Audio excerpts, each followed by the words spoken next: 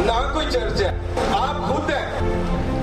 अगर आप अपने घरों में नजर नहीं करते तो आप कैसे ब्लेम करेंगे कि जोश सलामत ने क्या किया, सैमसन गुलजार बिता ने क्या किया? आपने क्या किया, मैंने क्या किया? जब आप अपना सोचना शुरू करेंगे तब जाके ये हालात बदलेंगे। हर साल साल बदलते हैं, 2022 आ गया, साल बदल गया, आपने क्या बदला? इस वक्त जरूरत है आप लोगों को बदलने की। मैं ये नहीं कहता कि सब लोग मेरे साथ काम पे आ जाएं। मैं आप लोगों को आज मोटिवेट कर रहा हूं कि आप लोग अपने हालात चेंज करने के लिए अपने बच्चों को अवेयरनेस दें, वो किसी के साथ भी काम करें, पैसों को ना देखें।